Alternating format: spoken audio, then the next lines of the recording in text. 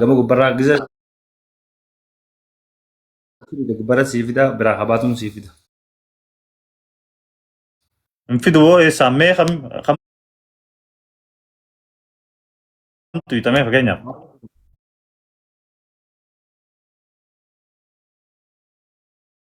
اما سين جو صحيح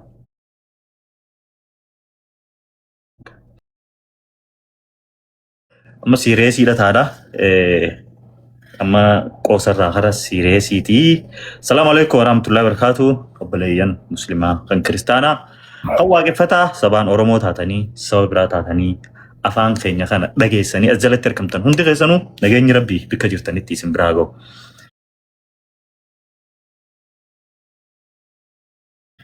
warroonni konkolaataa nuun oofaa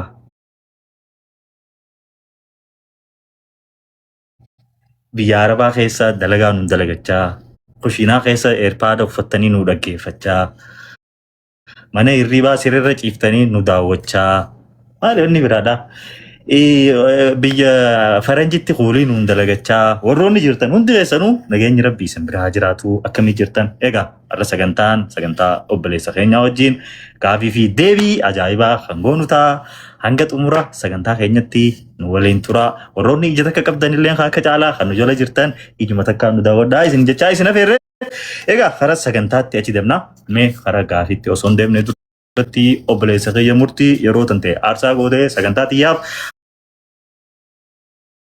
hayyamaa taatee asirratti nuuf harkamuu keetu Atsana afeeruu keetiif keessumaa keegoteen filatuu keetiif hedduu galatoomii nagaan kiyyaasumaa bakka jirtatti sinaara qabuun sininjaa. Okay, baga nagaan dhufte mee jalqaba irratti murtii guutoo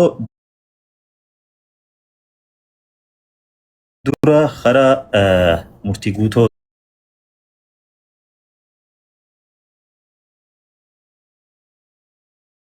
duratti achi deemna mee maqaan kee Maatiin baasuuf maatiin jireetiin hawaasa Arabaa fi Hassan Ibrahim Musa Hussein Abdii Arge Jaamid so amma haatee agartu kana murtii guutoodha. maqaa lama qabda jechuun Yaa maqaa lama jechuun akkuma nickname jennee yaamnu kanatti fakkaata. Tole murtiin eessatti bakka itti dhalattee fi eessa akka jiraattu naa himte? Siinimne ittiin fufuu deema. Okay. Ani kaniin daladde godina Harargee lixaatti magaalaa Bookee xiqqoo. Bookee xiqqoo ittiin daladde chumattiin guddadde ammaaf kaniin jiraadhu asuma Finfinnee fi Adaamaa jidduudha. Galatoom. Murtiin mee ijoollummaa isaadhaa akkamitti dabarse bara sooshaal miidiyaan hin dhufin dura murtiin nama akkam ture maal hojjechuu ture maal irra ture? Yaa bara sooshaal miidiyaan hin dhufin dura kan hin jiraadhulleen achuma Harargee bakkuma itti daladde maatiidhaa waliin achi jiraadha. Yeroo hedduu immoo harmee tiyyaa wajjin dalagaa maamaan tiyya nama dalagaa dalagu nama naggaadee jabduudha.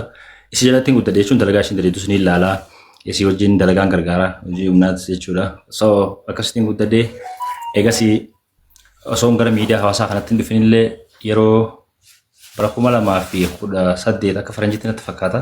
Gara Naayiroobii kanallee jiraadheetiin jira gaayoo beeteef hin beekneef. Yaa dhagee. Okay. Naayiroobii hagam turte? Maaliif deemuu dandeessa karaa Naayiroobii? Karaa Naayiroobii kaniin deemuu danda'e bikka kanatti yeroo san haala gaariin hin turre namoonni na beekan yookaan maatiin akkasumas ollaan bikkaan dhiyeessuun ni beekani. Jechuun waa'ee siyaasa yeroo san ture wajjin wal qabatee haalli gaarii hin turre waan jajjabaatti ture hiriyoonni keenya hedduun ni ajjeefamanii kunis ni hidhamanii. Sababa saniitiin maatiin akka naan achi jiraadhullee hin barbaanne turanii ani biyya takka illee deemuudhaaf yaadan qabu biyyi nan jiraachuu barbaadu biyyuma Itoophiyaa kana keessa Oromiyaa keessa so sababa saniitiin haga yeroon tun dabartu yeroon tun akka dabartu niin beeka jettee armeen tiyya waan filatteef paaspoortii naa baasanii ani yeroo sanitti nama fiinuu deemee wanti jiru miti. Paaspoortii naa baasanii akkasitti Naayiroobii deemee Naayiroobii fi Ugaandaallee Afrikaa tana biyya hedduu keessa like South Sudan jiraatu ture bara kuma akka faranjiitti 2020 seenaa irra natti fakkaate kan inni biyya deebi'e. Sudaanis jiraattee ture. South Sudan Juba yeroo tokko obboleessa kiyya tokko leenci jiraatu ture waan ta'eef isa birallee ture jechi. Gizee haalli jijjiiramee lafti nagaa taatu as deebi'ee jireenyi jalqabee jechuudha. Waaw tole yoomirraa haasteeti sooshaal miidiyaa irratti influensara yookiin immoo beekamtii akka qabdu sitti dhagahamaa yookiin kafirratti harkaa dhufte yookiin namoota horachaa kan dhufuu dandeessu bara kamirraa haaste? Ani almost ammallee dhagee beekamtiidhaan miidiyaa irratti qabajee yaadu akka nama tokkotti akka fayyadama miidiyaa hawaasaa tokkotti kan miidiyaa fayyadamuu jalqabe yeroo dheeraadha. Jechuun miidiyaan namni baay'een fayyadamu ni beekta Feesbuukidha. Feesbuuk irratti 2002 booda kan yaada godhee eegallee achumaan waanuma dubbatuu fi namni waan godhuu fi namnis waa malee sin hordofu akkasuma lafaa ka'ee namoonni hordofu ni beekta waan ta'eef so adeemsuma keessa hojii hojjennuu fi haala deemnuun namni ni hordofaatii dhufee as dhiyeenyuma waggaa 3 waan hin caalle keessatti gara miidiyaa hawaasaatti dhufe. Hordoftoota meeqa qabda ammoo walii gala? Adda addaarra. I think 950 natti fakkaata. Walii gala? Tole murtii guutoo tagamaa ajandatti osoo hin deemin dura murtii guutoo jaalalaan qabamtee ni beeyta jetti gaafiin osoo karaa bultii hin seenin dura. Namni jaalalaan hin qabamin keessattuu yeroo barataa yookaan barattuu turetti namni hundi seenaa jaalalaan qabne hin jiru. Jaalalaan qabameen hin beeku akka gaariitti. Mudannoon jaalala keessa si mudatte ni jirti. Mudannoo jaalalaa keessattuu gaafa ijoollummaa fa'aa waa hedduutu jira. Amma irra hedduun yaadadhu isin jiru. Garuu nama jaalatuuf nama wal jaalataniif keessattuu gaafa ijoollummaadhaa guddatanii wajjumaan jireenya qabaatan jechuu miti. Nama jaalala jalqaba irra baran ammallee kana booda guddattee haga barbaadde yoo lafa tanarraa haga jirtutti nama biraa akkasitti niin jaaladhu jettee hin dandeessu. Maybe namni sun keetii itti bar jireenya biraa qabaa akkam keessa eessa akka jiru hin beektu garuu ni yaadatta. Waan ijoollummaa sana osoo deebitee jettee. Thank you. Galatoomii tole karaa gaafii itti aanutti osoo hin deemin nyaanyuu fi haroon welcome bagana gaan dhuftanii tole gaafiin itti aantu akkana jetti murtii guutoo bultii godhatee akka bultii godhattees hawaasni namni si beeku hundi quba qabasii agarree turreesi akka bultii godhatte. Gamanumaan immoo oduun takka ta dhufte murtii guutoo sooshaal miidiyaatu bultii isaa diigee maaliif yoo jettee sababa gandummaa sooshaal miidiyaan fideeni bultiin isaa haadha mana isaa waliin adda bahaan sababa saniiti. Sababnis murtii guutoo gandummaa waan qabuuf haati manaa isaa duraanii naannoo biraa waan taateef sababa sanitti bultiin isaa diigamtee oduun jettu takkas ni jirti. Murtii guutoo sababni bultiin ta'e itti diigamte sababa gandummaa kanaa ture dhuguma ture sooshaal miidiyaan bultii ta'e san ka diige. Laal abdee akkam jee akkasitti hin beeku waan kun gandummaa hojii sol qabata akka namni jiruus miti. Gandummaa yoo ta'e yoo gandummaadhaan diigamatee jalqaba gandummaadhaan jaaramee jechuudha. Namni wal jaalatee bika garaagaraarraa bika fedhetti haa dhalatu walii galee wal jaalatee hojii jiraannaani gandan filatu jaalalti gandan filatu so walii tahee walitti dhufnee waliin jireenya jalqabnee namaan akka jaaladhuu fi inumaa'uu akka amma nama hedduu agartu kanatti yeroo san namni keenya kan miidiyaa hawaasa irratti yaate wanti waan bareedaa agarsiisu hin turre jechuu dandeessa. Hojii turree miidiyaa irrattis nu beekanii jireenya gaarii hojii qabaachuu turre. So namni wal dhufee hojii jireenya qabaatee adda bahuun akkuma jiru gandummaadhaa fi kanaan waa wal qabatu natti hin fakkaatu.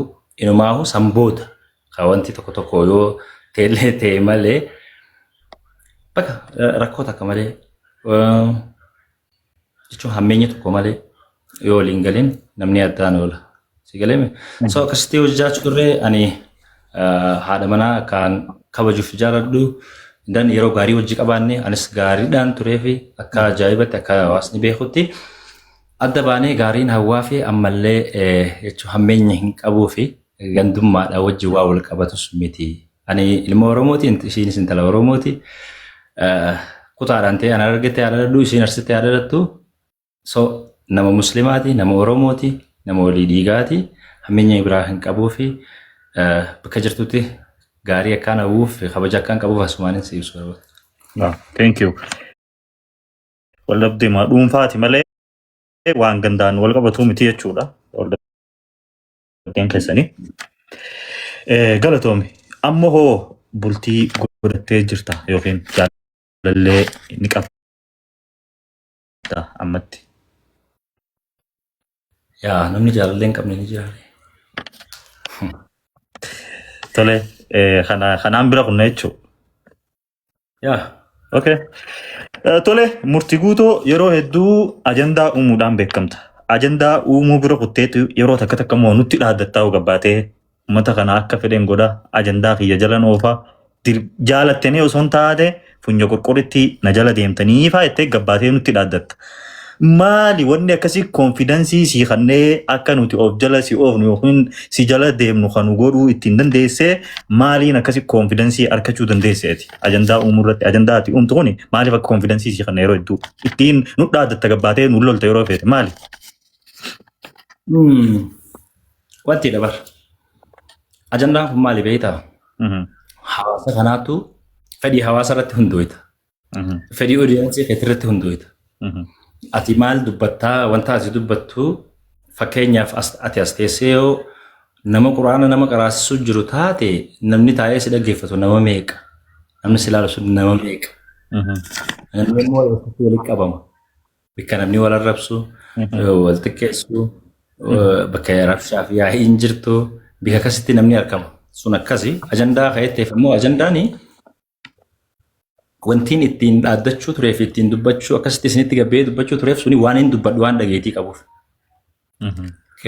Wanti ati dubbattu sun wal jalaa fuudhamee namni hundi fuudhee gizee hunda waan akka kanatti namni fudhatee deema jechuun hanga maal jeensiima ajandaa uumtee deemuu ni dandeessa jechuun waan biraatii miti kaa biraan qabu. Asitti bar dhageettii qabdu fayyadamteeti amma ajandaa haa uumte. Namoonni akka keetii yookiin namoonni si fakkaatan kan dhageettii qaban bar hedduu jira. Garuu isaan maaliif akka keetitti ajandaa hin uumne yeroo hedduu asiin baanu murtii guutuu maaliif asiin baanu achiin murtii guutuu maaliif adda taate akkanatti ati oloo akkanatti oguu takka takka sitti hin dhaga'amu ajandummaa ta'ee fi uumtu kun gartee aboo hawaasa kana xiqqoo wanna godhe jettee if hin qaqqabdu maaliif uummata kaan ijoollee ta'an irraa adda taate maaliif waan biraa irratti fookas hin goone aartii ta'ee waan garagara irratti maaliif fookas godhuu yaalin kana irratti maaliif fookas goote? Maaliif fookas goote? Ani aartii keessas hin jiru aartiin immoo yeroo hedduu namoonni gara kanumatti gara aartiitti hin dhufanii asumaan malee irraa ta'anii aartiin fakkeenyaaf nama tokko yaamtee kan maqaa wal fakkaatu. Habiraa jalaa waatee gara aartiitti dhufuu danda'a.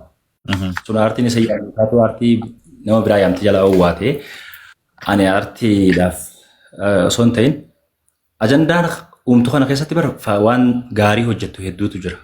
Fakkeenyaaf ati ajandaa uumtee bakka rakkoo hawaasni ati keessaa baate hawaasni Oromoo bal'aan wakka agartee rakkoon jirtu dubbattee hawaasa biraan ta'uu rakkoon sun furmaata akka argatuuf hawaasni bal'aan kanuma lafa jiruutu miidiyaarra jira. Akkamitti yoo jettee ati maatii fi hawaasa keessaa baate qabda ati miidiyaarra jirta jechuun rakkoo hawaasa ati keessaa baates yoo ati dubbatte akka waan dhageetii harkatuuti kuniif immoo dhageetiin ati qabdu suni dur yeroo hedduu waa hedduudhaaf nama kadhachuu turre. Fakkeenyaaf bakka kanaatti wanni akkanaa kun ta'ee waan akkanaa barbaadaa sagalee barbaadaa yookaan abaluu nama tokko rakkatee jettee nama biraa fa'a itti kadhachuutu jira. Saniif immoo gaafa mataa keetti dhageetii qabatte ajandaa uumtee nama if harkaa qabatte dubbiin dantee oowwite akka fakkeenyaaf dubbii xiyyaa sanatti dubbiin xiyyaa aduu haa'uu hin feetu. Wama xiqqoo takka sababa eeggatan wanni nan dubbatu hundi namni garee fi fedhetti hiikkata. Ani immoo keessa kiyya rabbi qofaa beeka waan ta'eef abbaan gara barbaachisaa akka hiikkatuuf rakkoo irraa qabu. Ajandaa haga irraa uumte keessatti ajandaaleen ati ittiin gammaddu yookiin waan kana bagan ajandaa godhe jettee hin daganne ni jira ajandaalee kana keessaa kan ittiin gaabbine. Ani waan hin godhetti gisee hedduu jireenya kiyya keessatti wanni itti gaabboo jiraate waan tokko qofa boodaan gara duubatti si hima. Ajandaa hedduu uumnee waan gaarii goonee hawaasa keenya akka fakkeenyatti si kaasuudhaaf gaafa Oromoo Booranaa hongeen buutee ni yaadatte yoo ta'eef namni hedduu sadarkaa artistiitti illee kagabbee akkamitti akka jalqabne akkamitti akka wanti sun sagalee akka harkatuuf yookaan dhageettii harkatuuf hawaasa bal'aa Oromoo biyya keessaa biyya alaa jiraatu bira gahuuf akkamitti taphachaa turre waan meeqa goonee abbootii qabeenyaa eenyufaa bira deemnee namoonni yeroo isa waliin turre amma maqaa kaasuun barbaanne fakkeenyaaf hedduu jiru san keessaa Mu'aaz Maammanni jira waa hedduu goonee waan akkaatti dhageettiin ati qabdu gaafa akkasii si fayyada hawaasa keetiin itti tajaajilu. Haga asii qaamaan deemnee asitti buusa waan kana jaamnee even imagine makiinaa 27 fuunee deemnee ture asitti buusaa jaamnee hin buufnu lakki artistoota gurguddaan wajji ture akka Caalaa Bultumee fa'aa akka itti gaafataaf eenyu jee kan isiin ifiif nama nurraa buusu osoo nun godhin ifii gurmuudhaan makiinaa sanirra guyyaa jaha gammoojjii san keessa bullee baadiyyaa keessa jechuudha hawaasa san biraan keenya ittiin gaabbu gaafa waan gaariin itti hojjettu. Ajandaa faayidaa ni qabaa akkasiin jechuuti. Thank you. Yeroo tokko yeroo I think amata dabre tahee waan akkanaa keessa kaampaanii enerjii wayii tokko nutti fiddee ture. Kaampaaniin san hanga namoonni kaan sheer wajjin qabanii jaanii haasa'uun takkatti. Kaampaanii san dhiyeenya kana immoo beeksisuttis hin jirtu hojjechuttis hin jirtu. Kaampaaniin sun ganam kutee maaltu maal ta'e? Hojiin sun hojii hedduu ani itti dadhabee ni beekan saayiboonni kiyyaa warri natti dhiyaatan. Keessattuu Saalaa Alii fa'aa amma Ameerikaa jiru namoota waan sanarratti hojii dadhabaatti turan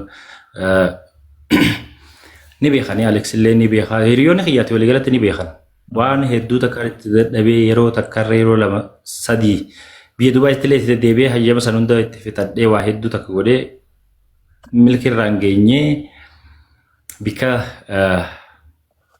meeshaa deliver godhuudhaaf jalqabneetti ture hawaayee wanni rakkoolee dhiyoota akka agartuu kana wajji wal qabatee ni jiraame namni kan keegaa namnumti kan keegaa fa tokko bar diina sitti taha maaliif akkana ta'atiif yookaan aangoo qabutti illee fayyadamee beekuu yookaan qarshii qabutti fayyadamee waa hedduu takka si harkaa feel godha amma waan hedduu takka silaa sitilee dubbasuu irraa ibsuun barbaadu wanni sun akka sheeraa guddaan irratti godhamee fi qarshii miliyoonota lakkaa'amuu kan dhuunfaa kiyyaan itti baase namoota gurguddaa abbootii qabeenyaa hedduutu yeroo sanitti waan kana irratti na jajjabeessuu ture keessaa immoo addatti namaan galateeffadhuu qabaa itti lafee wanni sun immoo akka biyya galuu hin dandeenyeef shira godhamee fi dhiibbaa irratti godhamee feltee. Galatoomii kanatti aansuudhaan kun immoo ajandaa gurguddaa keessaa ajandaa takka dhiyootti wanni wayii dubbii wayii uumamtee turte obboleessa keenya Sheekhaa Roobeetii waliin sanumaan wal qabatee atilleen hidhamteeti turte jidduu sanitti. So ati osoo hin hidhamin dura atii fi Sheekhaa Roobee viidiyoodhaan laayiviinis ta'ee viidiyoo gaggabaabaa irrattis walitti dhadhaadachuu turtan. San keessatti hidhamuu kan kee keessaa Sheekhaa Roobee harka ni qaba. Gaafii wal fakkaataa dhiyoos Sheekhaa dhiyeesseetiin ture amma immoo dabareen keeti waan ta'eef gaafii wal fakkaatu maan si dhiyeessa. Sheekhaa Roobee hidhamuu kee keessaa harka ni qaba. Sababni ati ittiin hidhamte hoo sababa maali? Siif Sheekhaa Roobee rakkoo dhuunfaa walirraa qabdanii maaltu walitti isin fiduu danda'e? Haga girgireessitanii dubbii tana miidiyaa irratti namni hundi wal jalaa qabuu danda'e takka maaltu godhuu danda'e dubbii kana? Abdee galatoomi gaafii ani hawaasaaf illee osoo hin ibsin ture kan hin ibsuu barbaadu yeroo isillee eeggatte nagaafatte. Tarii dhiyoo tana guyyaa tokko akka tasaa ta'e osoo haasaa jirru laayif irratti dhuftee waan tokko haga tokko dhageessee jirta jeetii yaada ati immoo ani immoo asiin hawaasaa deebisaa akka nooliin guyyaa san turte si yaadachiisuudhaafi. Sheekhaa Roobee nama jedhamu kana guyyaa takkaan ijaan argaanisa. Eessatti yoom waggaa lameen har'aa duranatti fakkaata yaa qeebboon deengatti gisee dubbatu dhageessee jirta. Akkuma reefu hawaasa keenya Oromoo Booranaatiif gammoojjii keessa turre siin jeessan waggaa lameen har'aa baankiin Awaash ispoonsara tahee kan waan san qopheesse Kemboon Faadaa fi hiriyootuma keenyaa waliin daftara barattoota harka qalleeyyiidhaaf yookaan immoo barattoota maatiin isaanii deeggarsa barbaadaniif gara daftara barattoota nama 3,000 ta'uu natti fakkaata yaa fuunee Baalee deemnu. Which is waggaa lameen har'aa Baalee gaafa deemnee daftara san baadiyyaa keessa deemnee guyyaa 3 immoo ana Alex Taayyee Kemboon fa'aa Shawangisaa Bulchaa Jaamoo tiktaakni beektaa hedduudha. Achi turree daftara san baadiyyaa san keessatti qonnee guyyaa 3 bullee achirraa gallee osoo achi jirruu ture mana nyaataa nuti nyaata laaqan itti nyaatu jirrutti feemasoota as jira yaanii nama sayyaaman. Kemboon ni jira, Alex ni jira, warra jiruun siyaamu jira. Waliin turree ni dhufee nuti laaqana nyaannee harka dhiqatu jirraa wala garreen jalqaba namni sun gaafa san dhufe. Maal jee kiu jechuun ammagaa. Baddeesaan fakkachuun ammagaa jee gaafa san dhufe jechuudha. So wala garree dubbisnee akkasuma barandaratti suuraa wajji kaanee wajji ka'ee biraa deemne just akka nama Oromoo tokkotti wala garree wal barree adda deemne. Gaafa saniin akkana rabbii ijaa wal nu garsiisin jechuudha. Kasii ajaa'ibachaa deebinee ni gallee nama kanaa wajjin akkanumatti jechuun laa teeksii takka walii barreessinee hin beeknu. Friendummaa walitti hin qabnu, tiktaakaan fooloo walitti hin qabnu, lakkoofsa bilbilaa walii hin qabnu.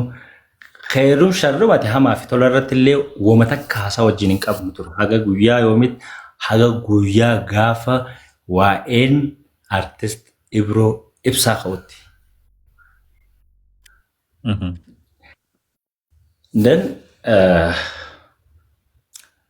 san ogaan itti si deebi'u Sheekhaa Roobee maaltu karaa dhimma keetii fidee hidhamuu kee keessaa harka ni qabaa maaltu rakkoon isin jidduu jira ka'etteef ammoo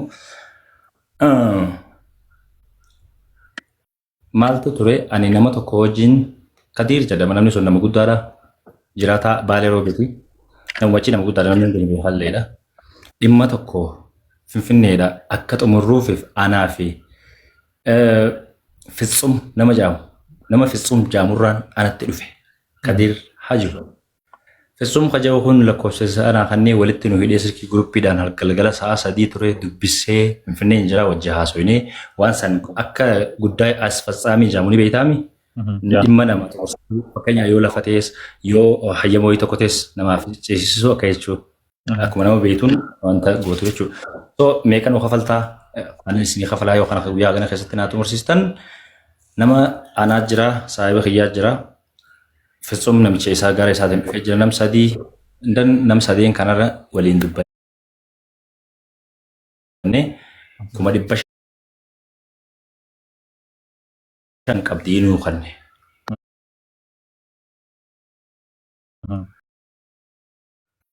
Dan isniina ganama naa bilbilee ani immoo bilbila kiyya waasaappiidhaan yeroo hedduu fayyadamu silkii daayirektiin fayyadamu kaayetiin deeme.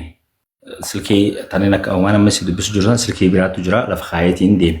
Silkiin kaayee deeme tanarra bilbilee ani hin agarree gizeen dhufullee xiqqoo naappiin godhee guyyaa bilbiluu turuu isaa kana arkee hin deebisneef waan irra geesse boruutti himnaaf jenneeti namichaa bilbilee namichaa hojii dubbannee aboogaa yoo kana jarjaratee wanni kun waan guyyaa 2-3tti dhumuu miti yookaan akkaawuntii isaa irraa fudhe jeetiin teekstii namichi sanii kaaye stiil waan na bira jiru jechuudha. Namicha na isa natti fidee dhufeen ni bullee guyyaa 30 ganama akkaawuntii tiyya deemee wanti godhe distriktii goose an Finfinneen jira siin jeemi mallaqa kana baankii deemeeti akkaawuntii irra nu dabarsee mire qabdiidha siin jeetiin jira.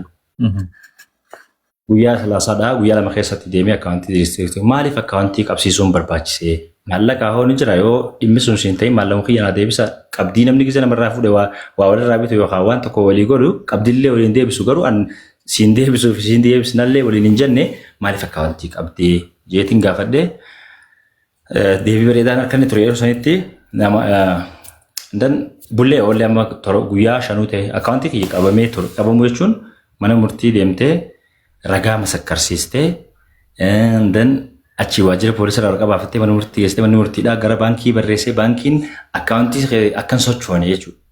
Maallaqa achirra jiru akkan sochoone godhuu jechuudha. Okay.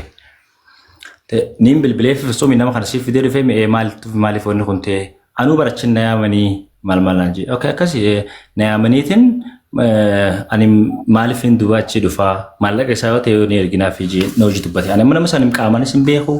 Kana fidee dhufee namicha Finfinnee jiraatu dallaala Finfinneeti warra markaatoraa kana ni beekta. Kana waliin dubbannee jidduma tana ture kadhimmi artist Ibroo Ibsaa sun ka'e waa'ee miidiyaa irraa gaafa hawwaanii beekanamu abbaan barbaade yaadatti kannachuu danda'a waan si fakkaate gara si fakkaatee fi wanni kun sirrii jettee yaaddeen yaada tokko irra kan ta'e bira dabarta. Koomentiin isaa ta'u viidiyoo waraabdee barreeffama barreessitee akkuma nama tokkotti kan ta'ee fi bira yaada kan ta'e bira dabarta. San irrattiin ani waan tokko yaadadhee waa dubbadde wanni an dubbadde sunillee viidiyoon naga mallee ni jirti. Wayii yaadadhee artist Ibroo Ibsaatiif makiinaa binna jaame kana irrattiin waa yaadadhee wanni yaadadde kuni ustaaz akkaan jaalannuu fi kabajnu ustaaz Ibsaa Hassaniif amma dura makiinaan takka Saawud Arabiyaa bitamtee turte. Makiinaan sun galuufillee yeroo hedduu yaalamtee osoo hin galin ammoo makiinaa san galchuufillee miidiyaa hawaasa irrattillee yeroo tokko baasanii gara TikTok kana waa godhamaa wal qabamaa ture. Hin galleeni haftee makiinaan sun eessa buutee isii hagammaan beeku amma duuba dhuguma taananii binna jaamee chaalenjiin miidiyaa hawaasa irratti eegale kun dhugaanii ta'a. Yoo dhugaa ta'e gammachuu kiyya. Ustaaz Ibsaa fi artist Ibroo Ibsaatillee anaaf obboleeyyan ija takkaanii ilaalaa mee waliin ilaallaa hin dhiisinaati immoo waan jalqabdaa kana galmaan gaha. Hajoo yaada kana asirratti ture dubbiin kaka'e. Akka itti fudhatame akka waan gandaaf yookaan immoo akka gandaatti dubbadhe. Maybe waan nama Oromoo tokko waan dargaggeessa kiyyaati yookaan inni nama aartii keessa jiru yaada irra kannachuu dandeessa waan barbaadechuu dandeessadha akka itti amanutti. Then dubbiin sun garamitti fudhatamtee hinaaffaa jibbuu baqa waan dila takkaa tureeti. Miidiyaan kun magaalaadha. Magaalaa keessa dhaabbattee uffataan an uffadhe kana maana laaltaan isin ta'u beekta. Achirratti ture. Amma sheekaan roobee kayyatte sun viidiyoo tokko waraabe. Ani faawula walitti hin qabnu sun jee wanni isaan biran ga'u humaata akka baqaate lolas tolas waliin hin qabnu. Nagees waliin gaafannu jechuufi.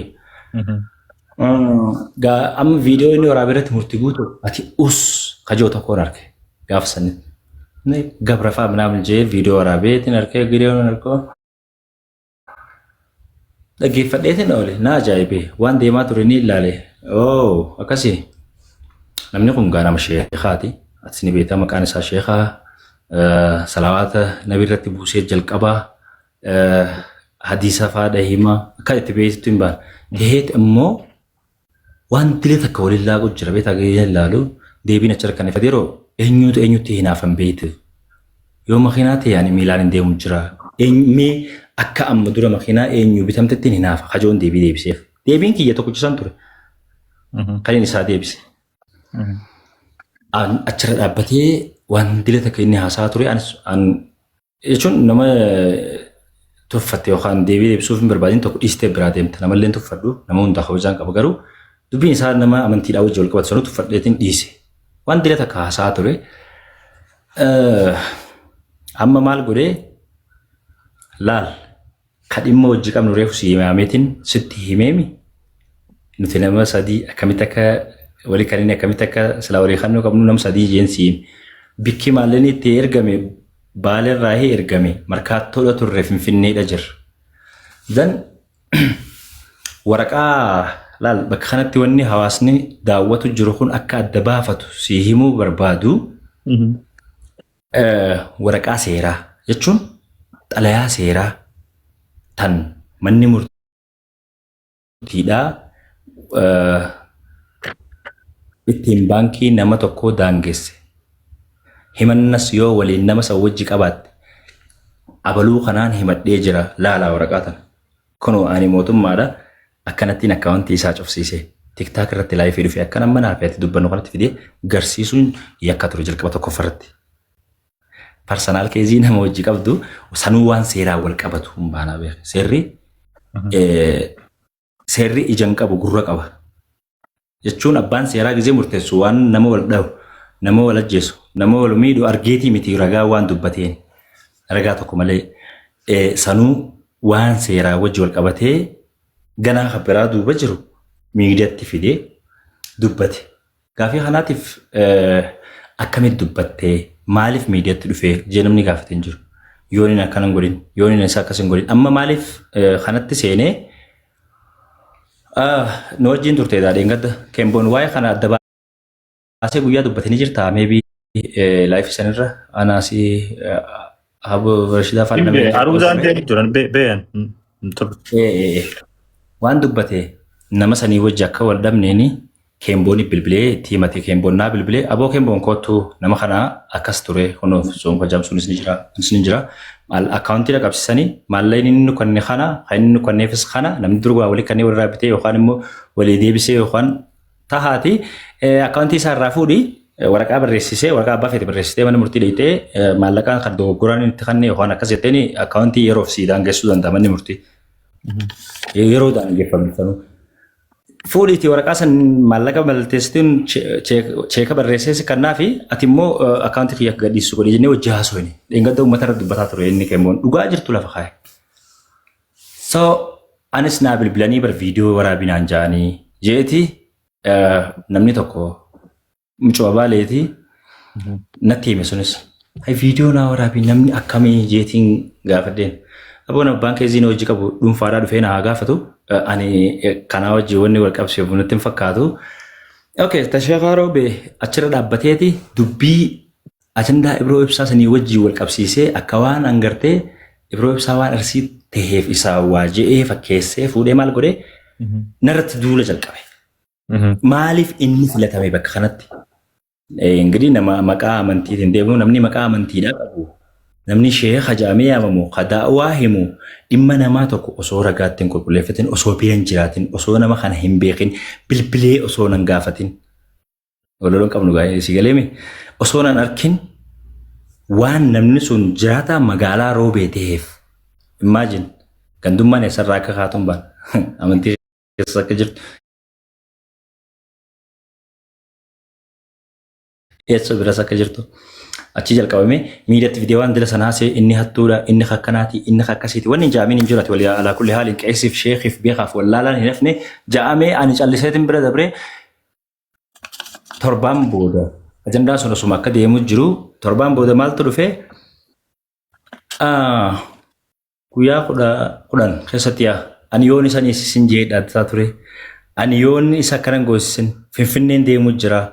Isaan qabnee fiduu deemna yoo agartee jiraatteef meebii maaltu akka duuba jiru kan nama hidhu nama dhuunfaati moo gandaan gurmaa'ameeti moo biyya keessaa biyya alaati maallaqaan ispoonsar godhameeti moo akkamitti maalirra dhaabbatee eenyuuf duuba abdatee abbaa seeraattu keessaati moo isaa seera muramu waan jiruuf namni gaafii gaafate haga ammatti waan jiru irratti hin fakkaatu anaaf inni gaafa naan hidhamee si jaaboo hin agarree kaniin an itti himatame magaalaa Roobeeti.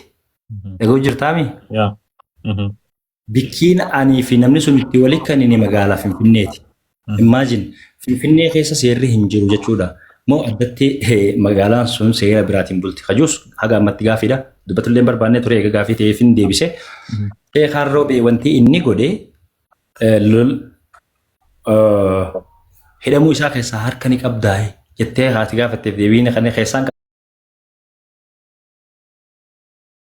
qaballee keessaan qabullee jeesii deebisee ture yoo agartee jiraatte.